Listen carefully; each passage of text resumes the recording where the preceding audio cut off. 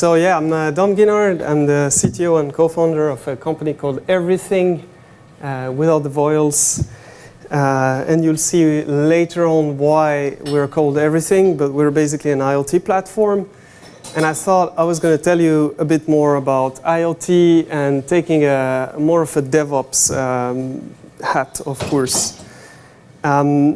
So I'll be talking a little bit about the IoT toolbox and especially talking about a few challenges that you encounter in building an IoT platform or generally an IoT product. And I'll be talking about heterogeneity, which is a word I can't say, so unfortunately you will have to bear with my French accent. I'll talk about scale, much easier to say, physical world deployments, and also the fragmentation of application protocols and what are the tools that we can use to fight against that. But first of all, I have to start with what is the IoT. And I have my very own definition of the IoT.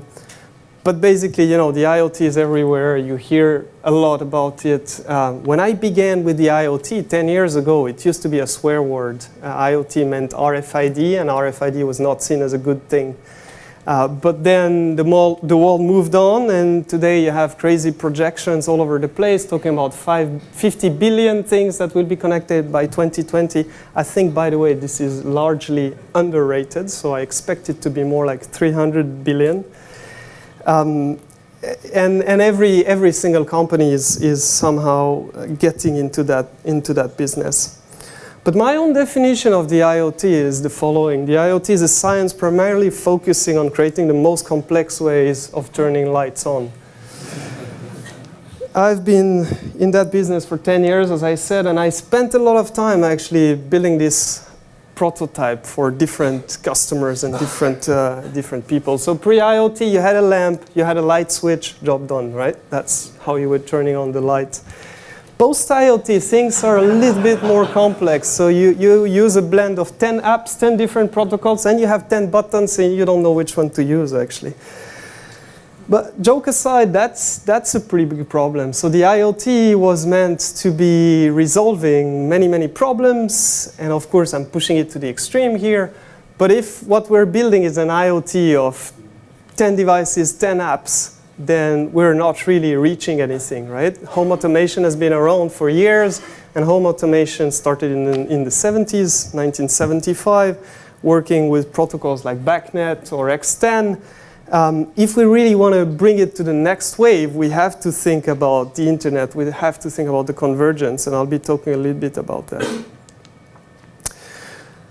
But the reality is this heterogeneity will still exist, right? And there are a few reasons for that, right? I mean, you need IoT protocols, and you need different IoT protocols because they have different strengths and weaknesses. And there are good reasons. There are also very bad reasons for making your IoT life complicated and not going with a simple mainstream protocol. I mean, the reasons I've seen in my career and with our customers are usually three main reasons, right? One is cost, one is battery consumption, and the last one is the infrastructure that's available. If actually these are not necessarily a problem for you, so if your device can be a bit more costly, if it's not battery powered, and if you kind of have a pretty easy to deploy infrastructure at hand, then take the shortest path, right? Do not go into crazy, complicated IoT protocols. But there are reasons why actually you might want to think of different protocols. And one reason is that we have different operating systems. And one big factor here is cost, right? So on the right-hand side here, we have the devices which are 8-bit microcontrollers with a order of 10 to 100K of RAM, and same thing with the ROM, right? These devices are actually dirt cheap. You can really buy them at scale for something around $1 with full IoT stack, full connectivity, right? Some of them are much more powerful, much more beefy. So that's the Intel Edison and the Raspberry Pi Zero. These are multi-core. They have in the order of several gigabytes of RAM and several gigabytes of flash. So cost is really one factor that actually could make you choose a device that's much harder to integrate with, leading to more heterogeneity. This is, however, changing, right? Things like the Raspberry Pi Zero, just on a cost point of view, has a cost of £4. So, you know, we're getting there. Another factor is when you need different topology, and in particular when you need something like a mesh. A mesh being, you know, you have one device here, you have another device there. You can actually use several of the devices in between to talk to your device. Typical use case for that is when you want to drop sensor nodes in a jungle, for instance, right? You don't really have a nice infrastructure at hand to communicate, so you can rely on this mesh networking, and that's going to help you. And then there are a number of good IoT protocols that help you deploying meshes. An example is ZigBee. Another example that's coming soon is Bluetooth Mesh. Bluetooth Mesh should be a standard pretty soon, touch wood. They've been announcing for a long while, but it should be sometimes in 2017. So this is an example where you would choose something like ZigBee or Bluetooth over, say, something like pure web internet stack, TCP/IP and etc. IP, TCP/IP based on Wi-Fi or Ethernet. You also have a number of protocols that actually are very interesting from a battery consumption point of view this time, right? So going the full Wi-Fi way is very easy to deploy a product. However, it consumes a lot of battery, right? So if you have a device that's completely battery operated, there is a huge difference between running it fully Wi-Fi or running it on a protocol like ZigBee. There's even more difference in running it on a protocol like ZigBee and a protocol like LoRa or Sigfox. Who here knows about these two protocols?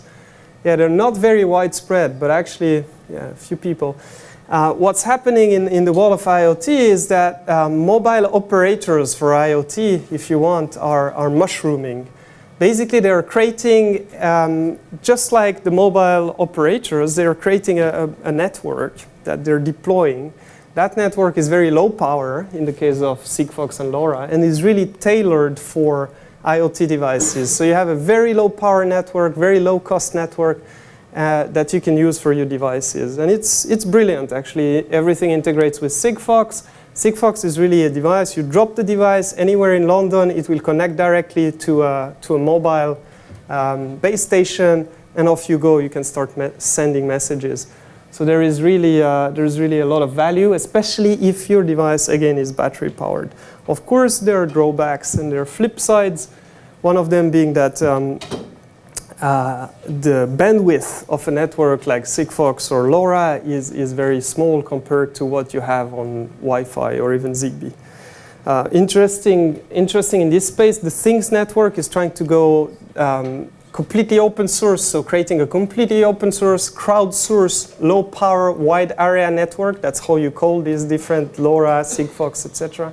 So the Things network is trying to do that completely open. And then you have great innovations that look at this battery consumption problem. So one that I like is FreeVolt, based here in the UK, and what they do is they do energy harvesting devices. So this is a full Bluetooth device that I actually carry in my backpack all the time. It measures the air pollution. So let me tell you, lately it's always in the red. But I actually dropped it in my backpack and never touched it again. It harvests energy from all the electromagnetic fields that are around us. So I'm pretty sure right now it's at max power, thanks to you all. So there is also here really a meaning in using these different ones. Okay, you also have different app protocols, and again here the same thing, these application protocols, right? I'm a big advocate of the web, as you'll see later on. So I would say if you can, use a web protocol on your embedded device. But if you can't, again, for the same reason, usually power consumption and cost, then there are some nice alternatives. MQTT is one that was developed years and years ago by IBM. It's a great protocol for IoT, and it bridges very easily to web and internet.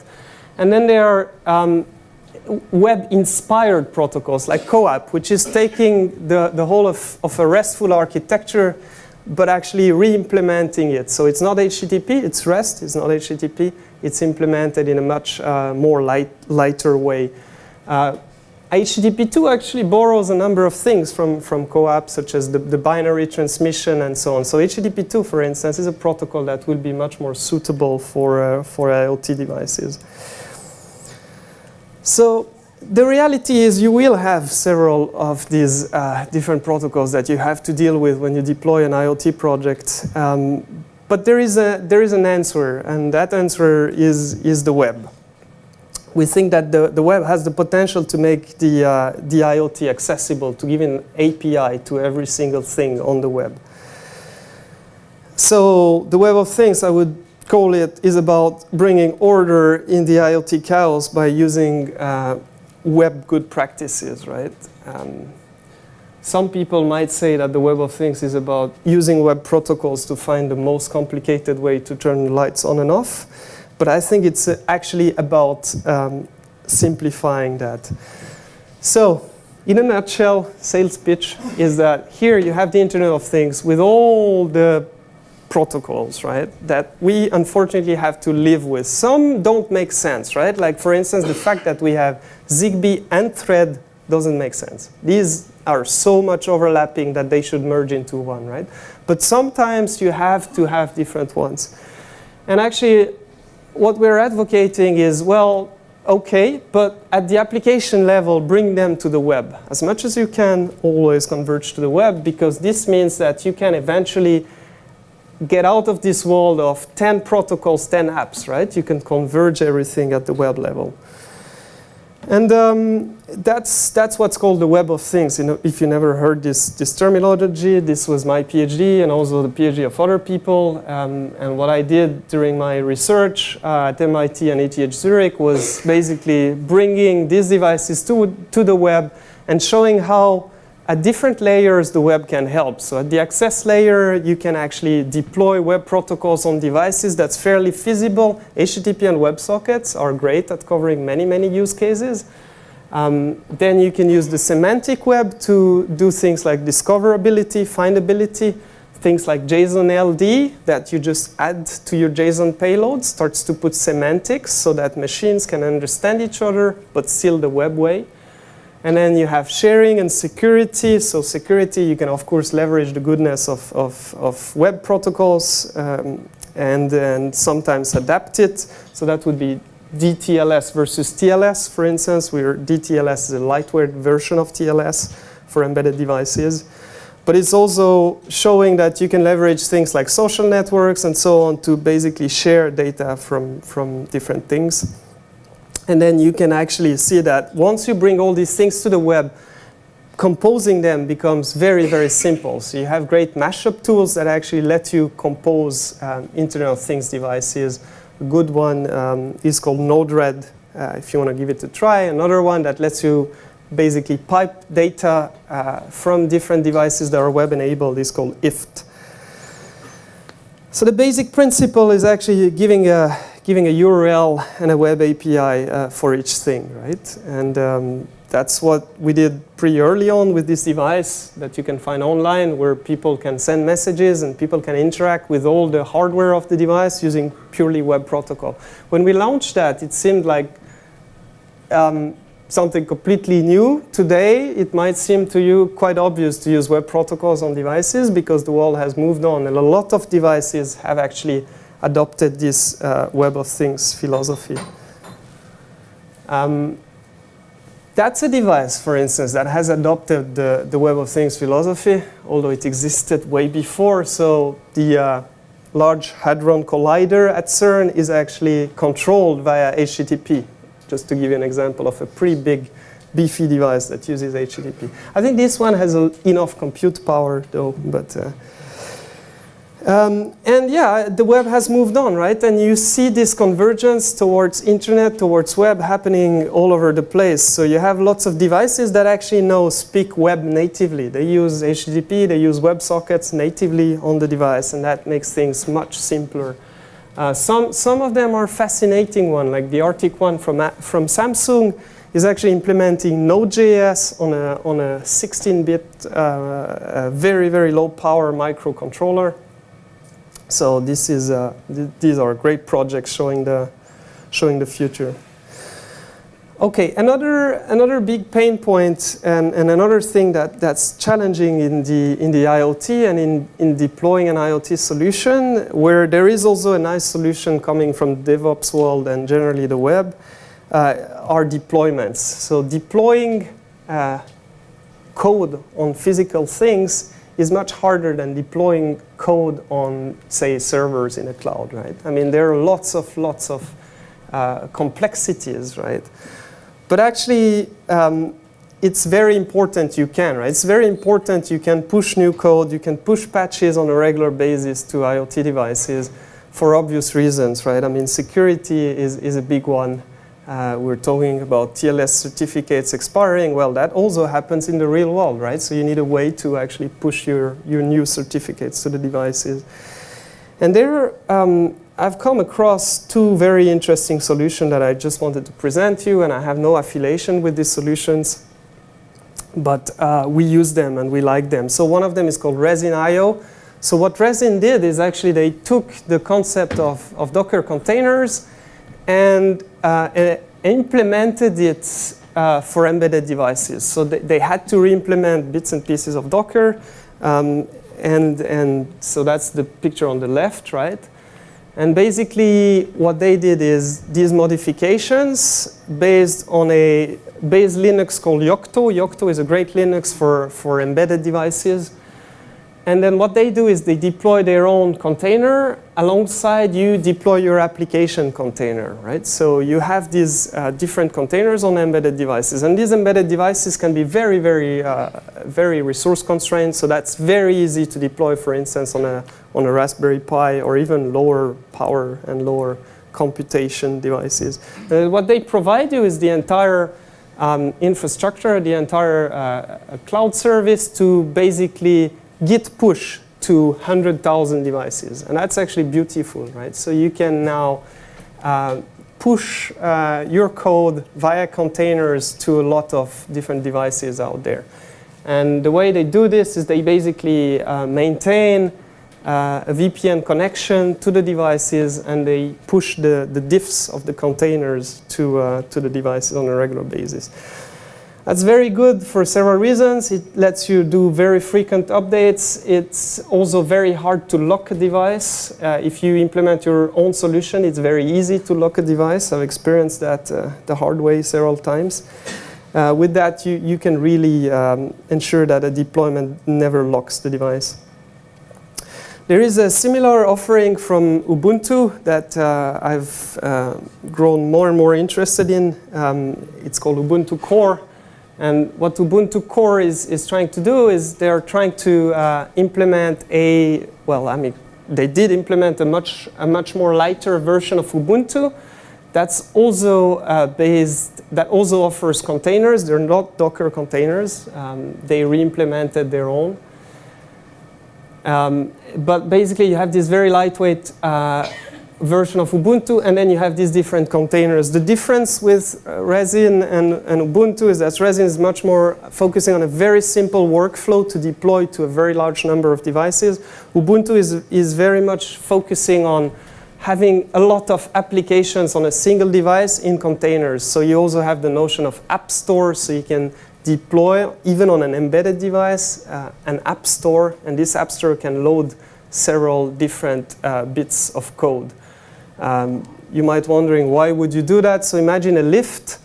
You can actually push new services to the lift, right? Like a VIP service. Whenever I swipe my NFC badge, there is a VIP service that was downloaded by the lift that actually lets me access to my floor faster, right? So these things that you didn't imagine in the first place with a solution like this, you can start deploying them to the physical world, and that I find fascinating. Another thing that's very challenging with IoT is scale, obviously. And there, what we do is a lot of scale testing and preventive testing. When you start tackling IoT challenges, it's interesting to look at the numbers, right? So I have this graph when I try to explain to our customers that scaling IoT is hard. Basically, imagine Twitter, right? And imagine the number of messages per day on Twitter. Now think about the 60 or 50 billion devices we're talking about, billion, right? But let's take, I don't know, let's take 100,000 IoT devices sending an update every 2 seconds, right? That's what? That's 25 times Twitter, right? In terms of load. So very, very quickly, you have very, very high loads in IoT because machines are very chatty and they never stop talking. Some humans are like these. And on top of that, they have very, very, IoT use cases have very, very hard requirements to achieve. Like, you want them to be predictable, to be low latency. It's very fast growth, very fast increments. And quite often, there's a lot of need for computation in the cloud. When a message reaches the cloud, it's not only stored in the cloud. Usually there is a rule that's triggered, right? And there are lots of tools that can help, right? So things like Lambda and serverless architectures for us were really great and really life-saving. But in terms of predictable low latency and fast growth, fast increments, that's actually challenging. And our approach is simply preventive testing, right? And there are two tools that we really like in doing preventive testing. So whenever a customer onboards with us, we actually go into using these tools. And one of them is Gatling, and the other one is Flood. So Gatling basically lets you create very, very specific scale test scenarios. And it's very, very good in terms of scaling. It really uses the most of a machine in terms of creating simulated clients on a single machine, much better than JMeter, for instance. And Flood.io is a great service that we use to actually run Gatling tests in the cloud. So Flood.io is, of course, built on Amazon as well and lets you deploy a lot of clients by the click of a button to simulate very, very large scale.